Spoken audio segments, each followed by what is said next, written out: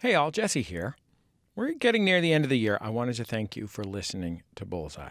Making our show isn't easy. We've got a very small staff that works tirelessly to book guests and edit interviews and keep things running smoothly. It is hard work that takes time, money, and effort. It's also incredibly rewarding. When I hear that a guest is an NPR listener already, it means a lot. And it means something to know that you're listening as well. So I'll get to the point. If you want to show your gratitude this holiday season, consider supporting the NPR member station in your area. Any amount. It's the single most effective way to keep shows like Bullseye going. It'll make a huge difference to public radio in your community. It makes a huge difference to us, too. To get started with your donation to an NPR member station, visit donate.npr.org/bullseye or just text the word Bullseye to the number 49648. We'll send you a text message with a link where you can find your local station and make your contribution. Message and data rates may apply. You can visit npr.org/SMS terms for privacy and text message terms. Bullseye with Jesse Thorn is a production of MaximumFun.org and is distributed by NPR. I'm Jesse Thorn. It's Bullseye.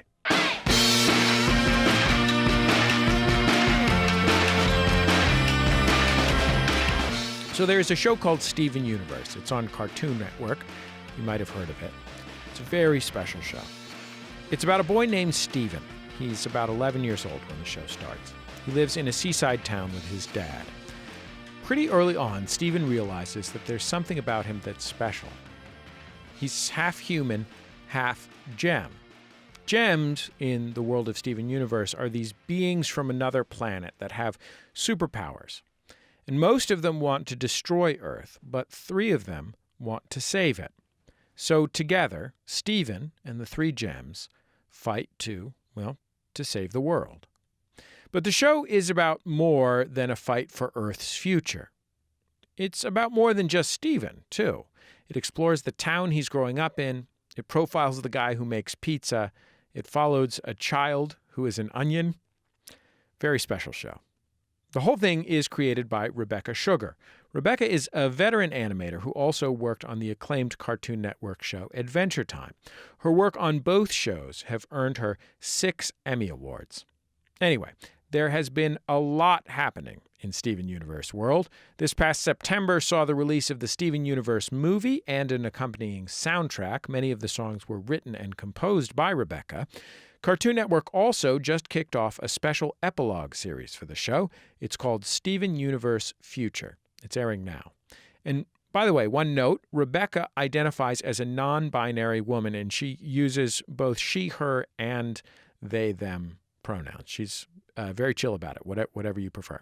Anyway, let's take a listen to a little bit from Steven Universe, the movie. In it, Steven has decided to follow a new gemstone friend named Spinel to a far-off planet his late mother, Pink Diamond, enjoyed visiting. Spinel used to be Pink Diamond's playmate, and in this clip, tells Steven an important part of Pink's backstory. This was our garden. A special world built just for Pink and I. On Homeworld, Pink was so lonely and sad, but not here. Here, we would play for hours.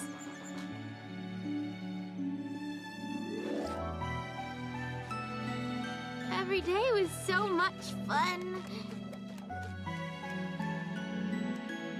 At least, that's what I thought. Did something happen? Pink wanted a colony more than anything. One day, her wish came true. Blue and Yellow gave Pink her very own planet, Earth. I was so excited. A brand new place to play. So why didn't you go with her? Rebecca Sugar, welcome to Bullseye. It's so nice to have you on the show. Oh, I'm so glad to be here. I have 3 kids, and they're all at the beginning of watching a television show age. So I've seen a lot of children's television lately, relatively speaking. And children's TV shows, especially animated shows, tend to be pretty short. They tend to have a lot of action that takes up time. and they tend to have really simple conflicts. And especially these days, the ones for very young kids are a little better about this. They're almost always about rescuing someone from peril. But almost all of them, like the central conflict is a violent conflict. It's resolved through violence. And for a show about a bunch of characters with semi-magical powers, space powers, somewhere along the line between technological and magical powers. That's not usually what Steven Universe is about. And I wonder if that was a choice. Oh, yes, of course. I think it's exciting for me as a cartoonist to be drawing characters that are experiencing really interesting emotions, really human emotions. Cartoons are so expressive. So from the very beginning, I wanted these characters to have a huge amount of emotional range that you could see on their faces and in their body language. That's just exciting for me to draw. But also, I think more often than not, how do I put this? I think maybe the reason a lot of kids' cartoons have conflicts that are that simple is not because kids are interested in conflicts that simple, but because they're simple enough for adults to understand. Because these are adults pitching ideas to other adults for what a children's show should be.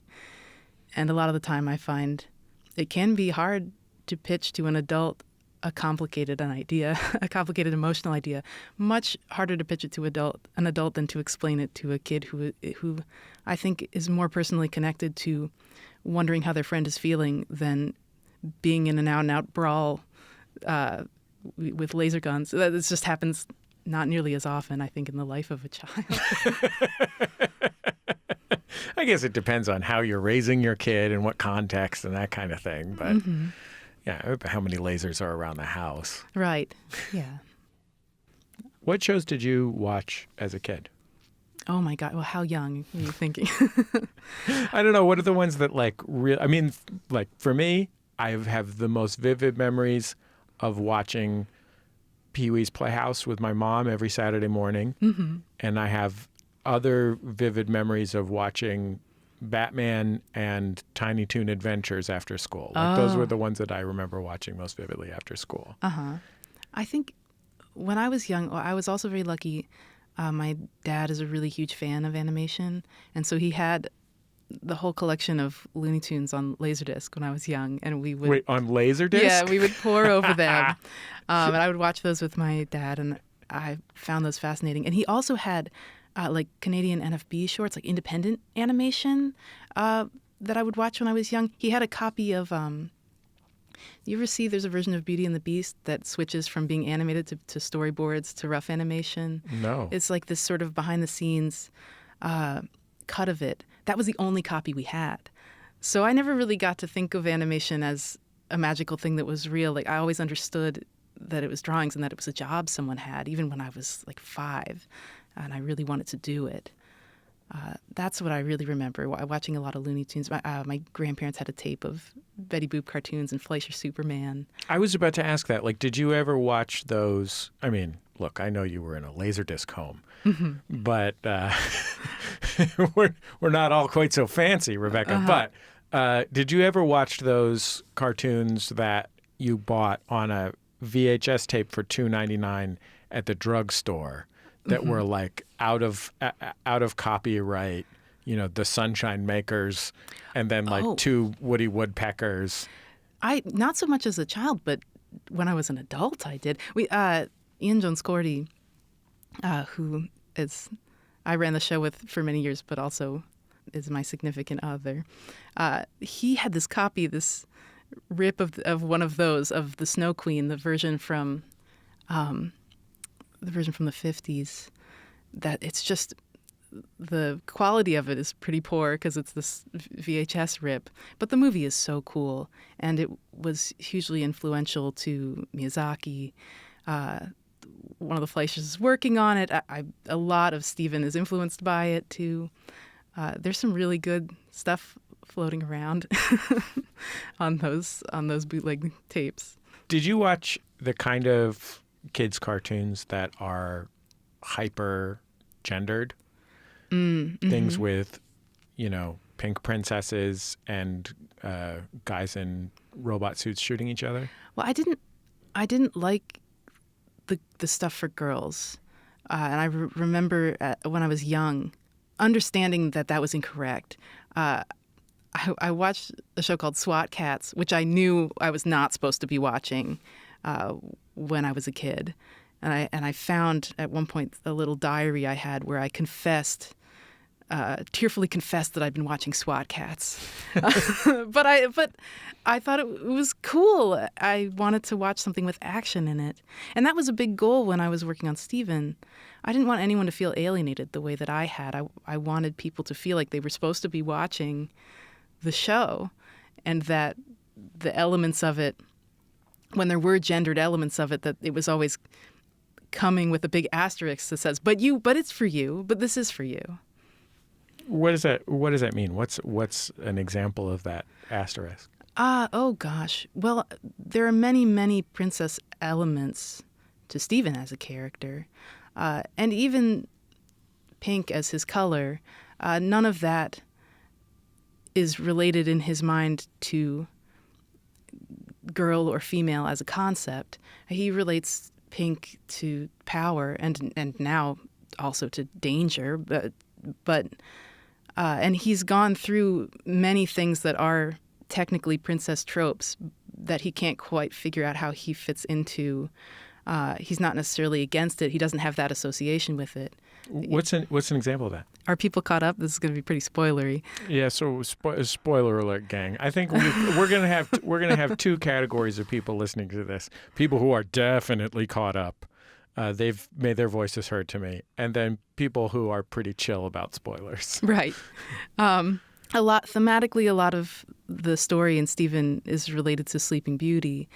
He's being raised in his, you can't see me doing air quotes, cottage, by his sort of three fairies, so to speak. And eventually he's brought back to the palace where he finds out that he's royalty amidst the celebration that just makes him confused. And then he goes through this gauntlet of having mice make his clothes and being locked in a tower and throwing a ball. And all of it is just more and more and more difficult for him because that's just not who he is. And a lot of that related to just how much I loved those stories and those movies when I was younger, but didn't really understand how I fit inside of them. How did you think about the way that you fit inside of the super gendered world of children's entertainment?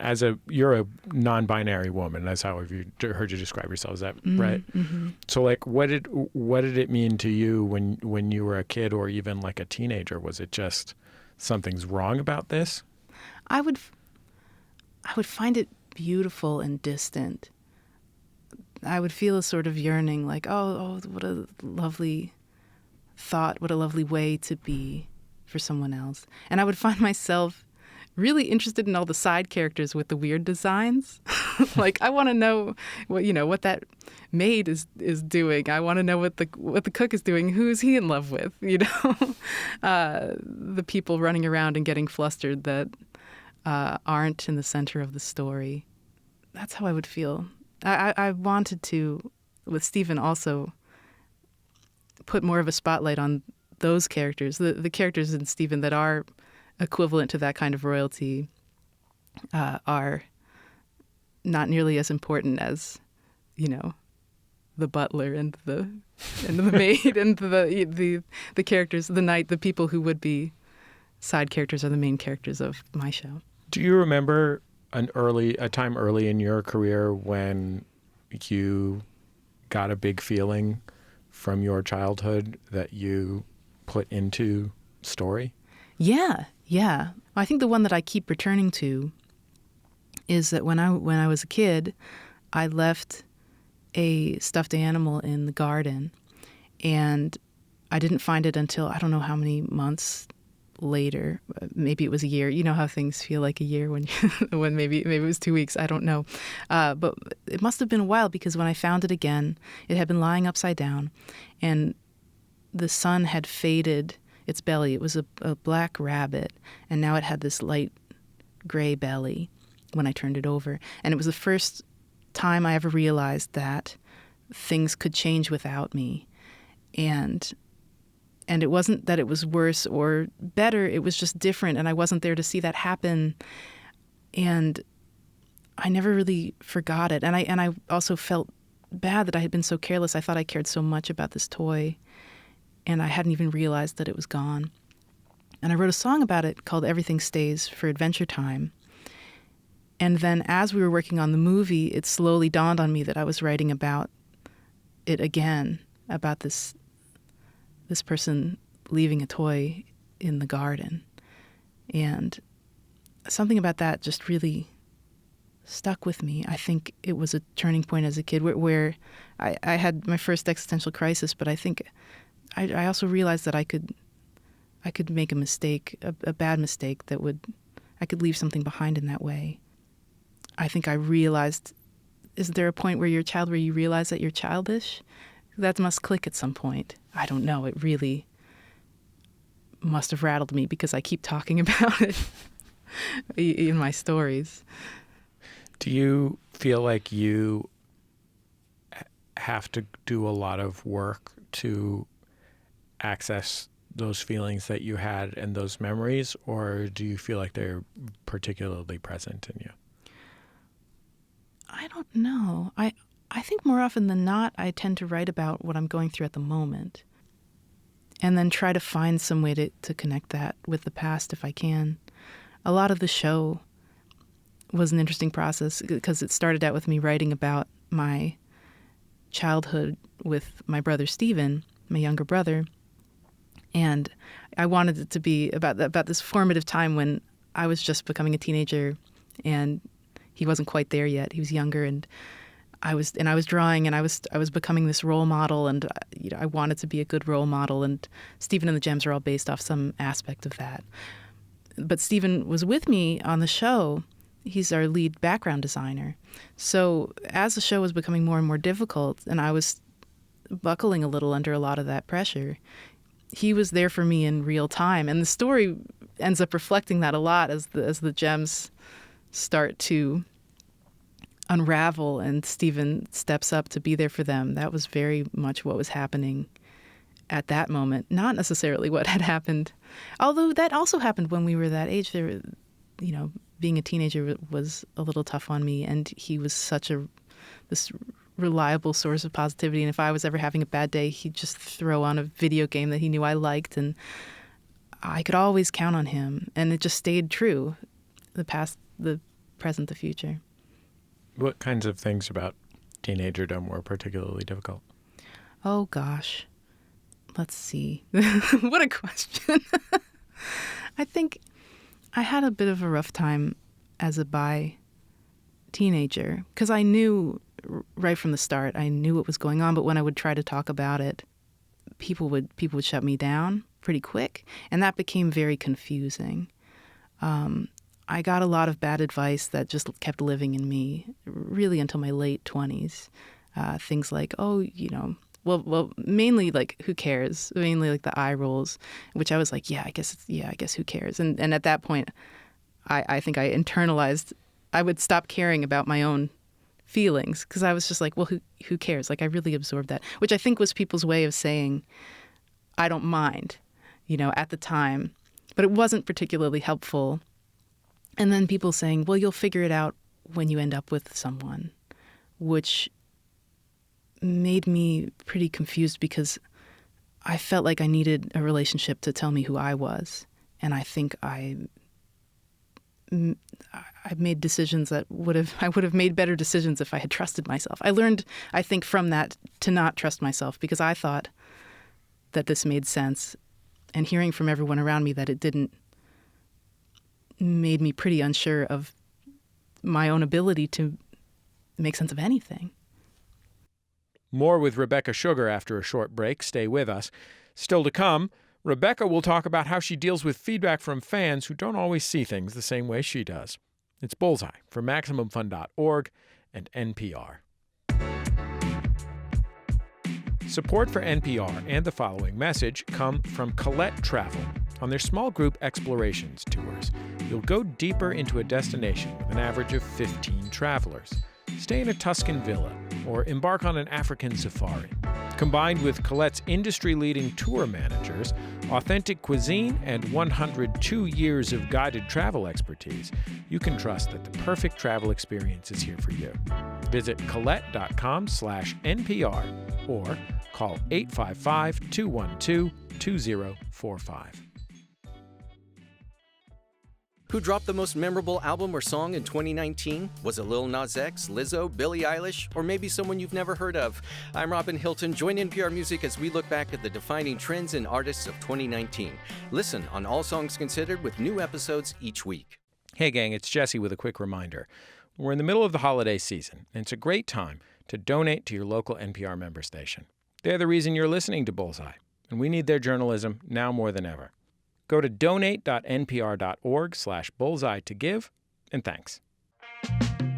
I've got a message for you. Hi, it's me, April Wolf, the host of Switchblade Sisters and co-writer of the new horror film Black Christmas. And I'm Katie Walsh, film critic and occasional host of Switchblade Sisters. We're here to announce that for one episode, we will be doing something a little different. Much like Jeff Goldblum and David Cronenberg's The Fly, I will be going through a truly disturbing transformation. April will transform from the interviewer into the interviewee. I will be asking her all about her new film, Black Christmas, her writing process, and ongoing existential dread. But I will also be discussing John Carpenter's perfect masterpiece, Prince of Darkness. You guys seen any movies you like? So tune in to Switchblade Sisters for a one-of-a-kind episode with April Wolf and me, Katie Walsh. See you then. Only the corrupt I listen to now.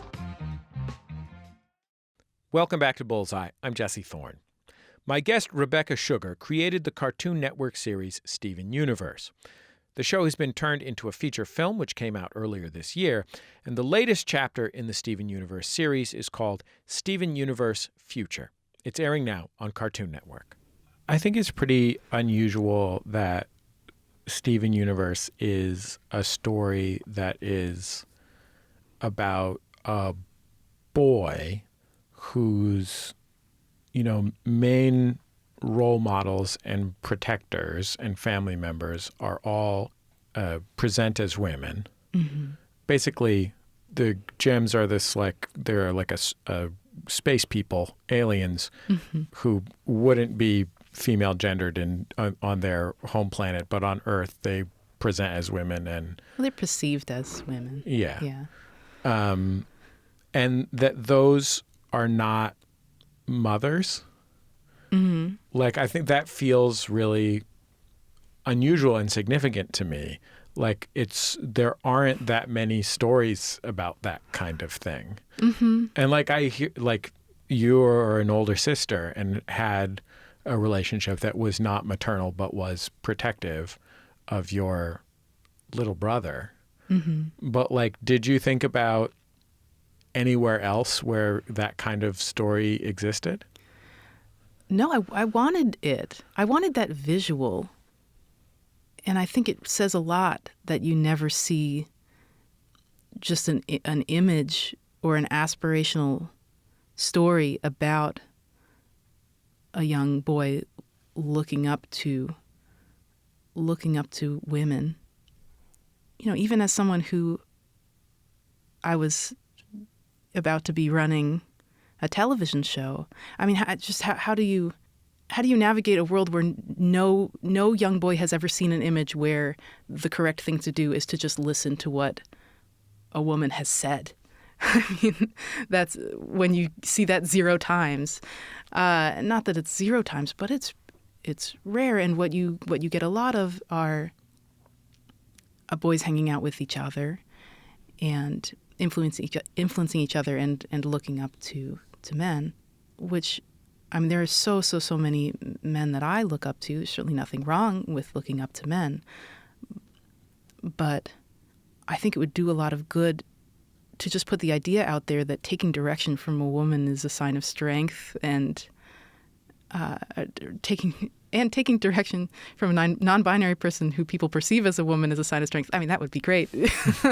That would just be great. I would like and I think that as someone who's been leading a team, I feel like we're all so strong together.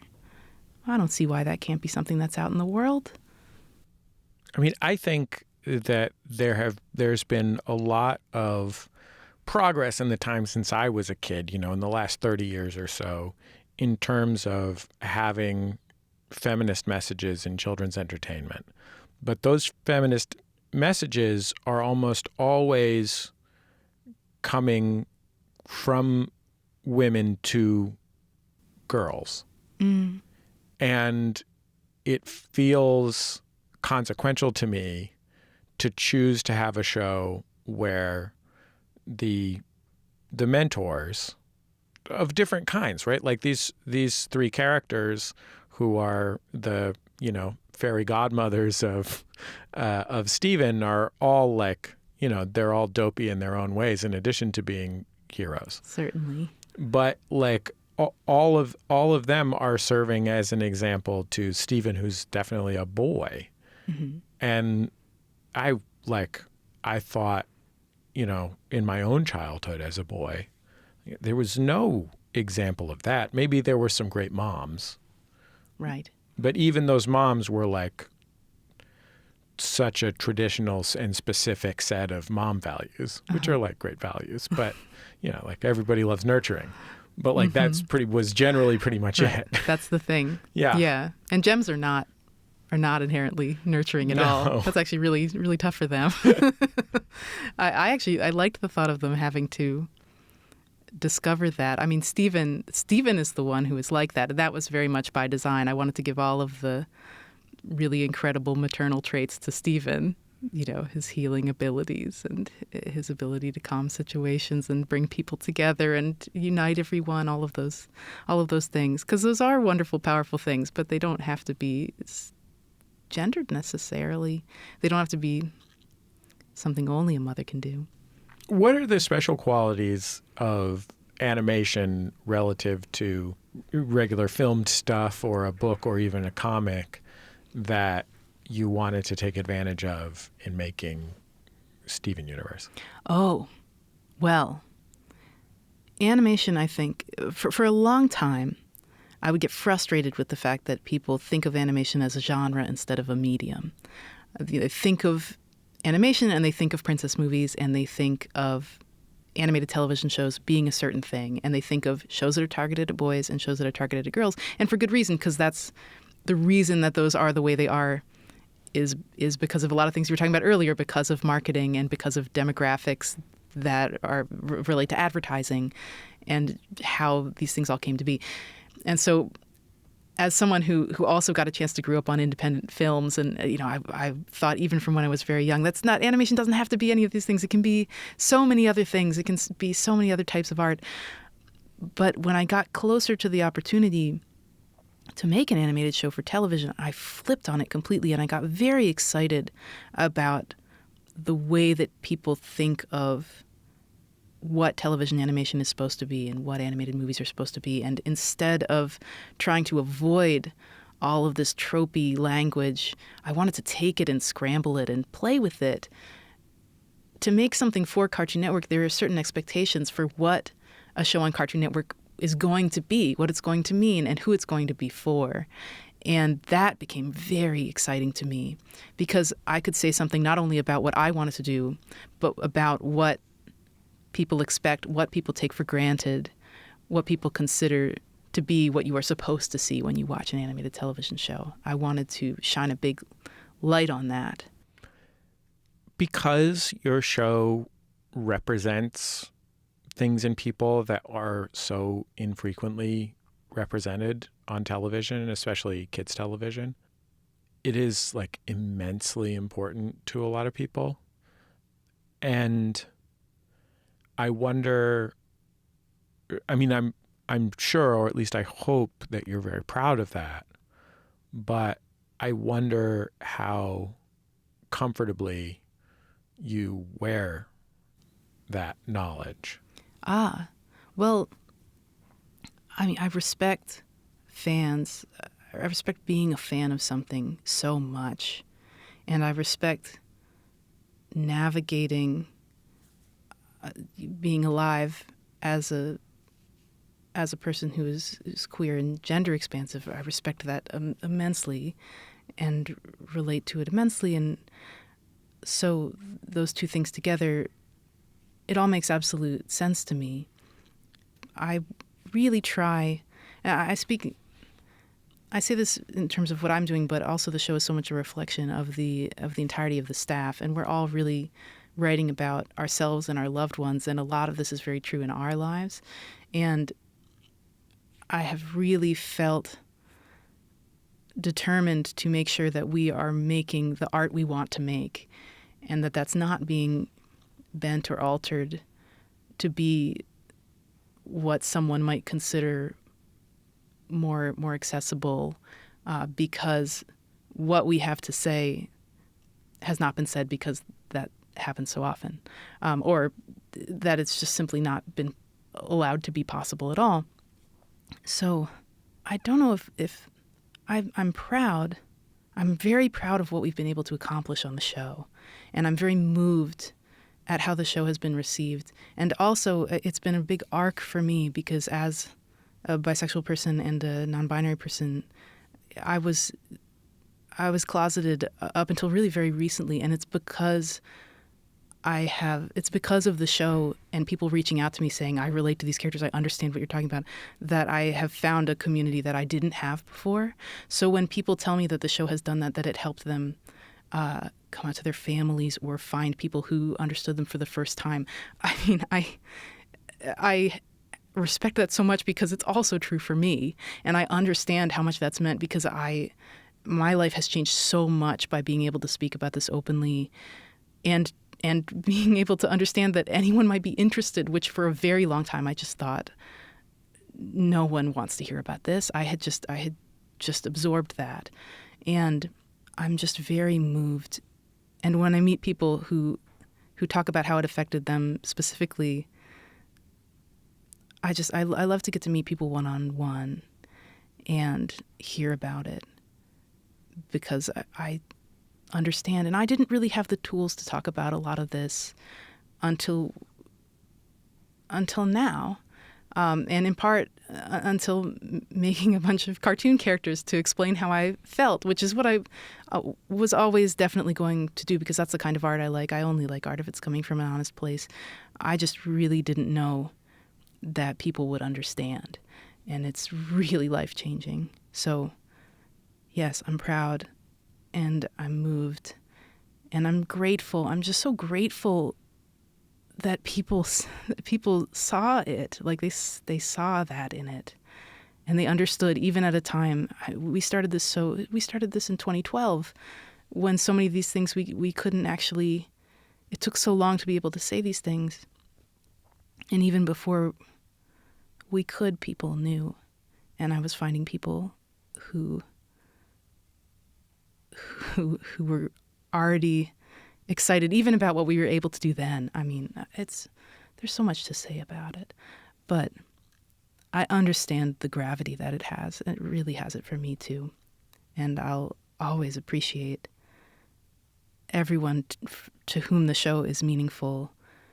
I would have appreciated it even if they were just wacky cartoons and they just liked them as cartoons. Even that I would have understood the immense gravity of that. That would be enough, because that's how I already felt about cartoons. But to also get to know that we on the other side of this cartoon, that we're people and that we found each other. Oh my gosh.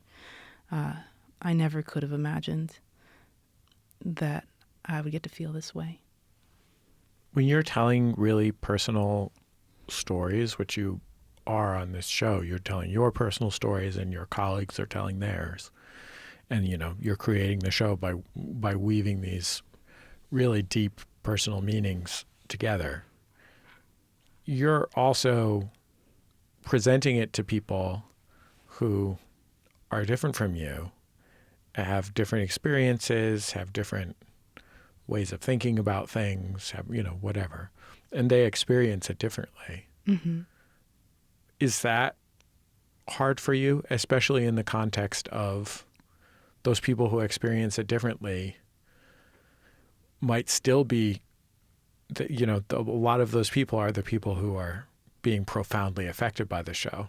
Mm-hmm. So like if someone is hurt by it or angered by it, and it's because they see it differently than you do, because they're different from you, right? Uh-huh. Like Are you able to be okay about that? Yeah, I think it made me very nervous earlier on. I've had to really figure out how to navigate that.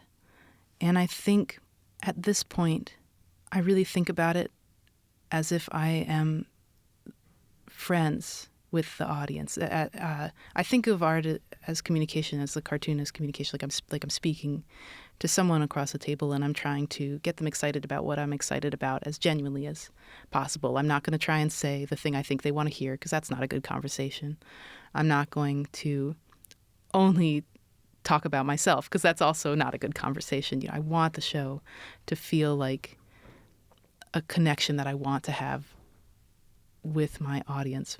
But at a certain point, there are friends in my life who don't necessarily understand everything about me, and they're still my friends, right? And I could trust someone and know that maybe our closeness ends at a certain point, and I don't do cartwheels trying to explain myself to that person, because that's fine. And then there is a certain point where there are people in my life who are not my friends, and I maybe just don't approach that at all, and maybe don't trust that person because maybe I can't. So I understand that if that's how I'm going to approach a conversation with someone, I've really started to speak, if I'm going to speak from the heart, I'm speaking as if I trust the person that I'm speaking to. And if I can't, I've accepted that interaction was a failure. But it's not going to stop me from speaking to people who I trust and who trust me. I have to have that conversation. And if I'm not, where is it going to be?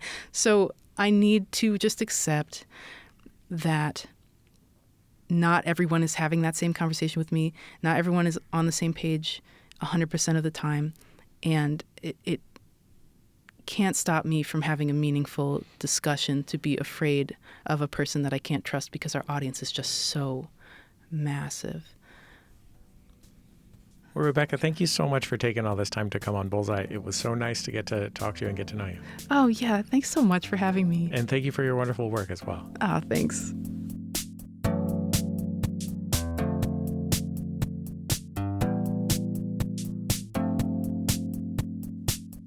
Rebecca Sugar. If you haven't checked out Steven Universe before, it's worth getting into. The first 4 seasons are streaming now on a bunch of different platforms. So is the Steven Universe movie.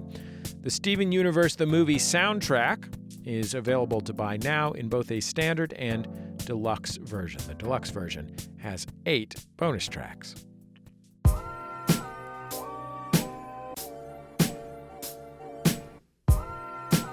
That's the end of another episode of Bullseye. Bullseye is produced at MaximumFun.org World Headquarters, overlooking MacArthur Park in beautiful Los Angeles, California, where this past week a Filipino-American youth group held a rally just outside the office only a few hours before we recorded our interview about Imelda Marcos. Our show is produced by Speaking Into Microphones. Our producer is Kevin Ferguson. Jesus Ambrosio is our associate producer. We get help from Casey O'Brien. Our production fellows are Jordan Cowling and Melissa Duenas. Our interstitial music is by Dan Wally, also known as DJW.